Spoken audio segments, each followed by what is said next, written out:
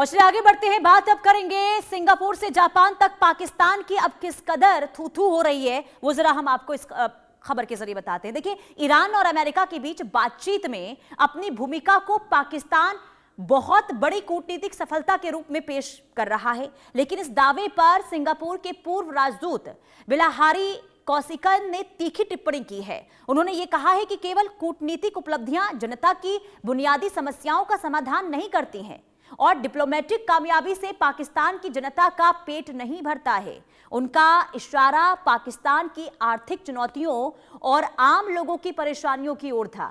इस बयान के बाद पाकिस्तान की विदेश नीति और उसके दावों को लेकर अब नई बहस शुरू हो गई है। रिपोर्ट के जरिए आपको दिखाते हैं। अगर आपके पास परमाणु बम ना होता तो दुनिया भीख भी ना देती, आपकी औकात एक पाई की भी नहीं रह जाती। जी हाँ, ये हम नहीं कह रहे, बल्कि दुनिया के सबसे समझदार देशों में शुमार सिंगापुर के पूर्व दिग्गज राजनयिक बिलाहारी कौशिकन ने पाकिस्तान के मुंह पर ऐसा तमाचा जड़ा है जिसकी गूंज इस्लामाबाद से लेकर रावलपिंडी के सैन्य मुख्यालय तक सुनाई दे रही है। कौशिकन ने दो टूक शब्दों में पाकिस्तान की औकात बताते हुए कहा कि तुम दुनिया के सामने शांति का मसीहा बनने का जो ढोंग रचते हो ना, उसे पाकिस्तानियों के पेट में रोटी नहीं जाएगी।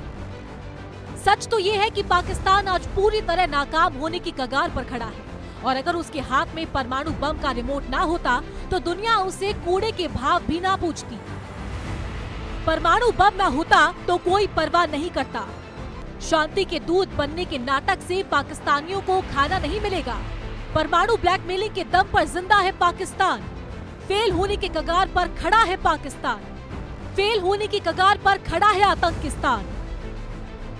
यानी साफ है, परमाणु बम ही वो इकलौती वजह है जिसने पाकिस्तान को दुनिया के नक्शे पर एक परेशानी के रूप में जिंदा रखा है। पाकिस्तान दुनिया को डराता है कि अगर हम डूबे तो परमाणु बम आतंकियों के हाथ लग जाएगा और इसी ब्लैकमेलिंग के दम पर उसे भीख मिल जाती है। लेकिन अब उसकी ये हेकड़ी भी हवा होने वाली है।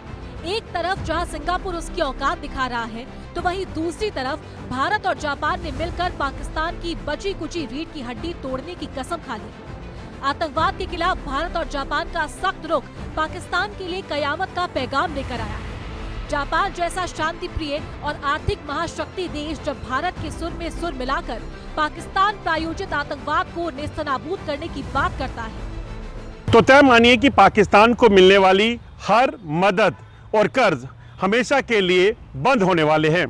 वैश्विक मंचों पर पाकिस्तान अब अकेला, थका हारा, अलग थलग पड़ा एक ऐसा मुल्क बन चुका है जिसके पास जिहाद के सिवाय और कोई इंडस्ट्री नहीं बची है।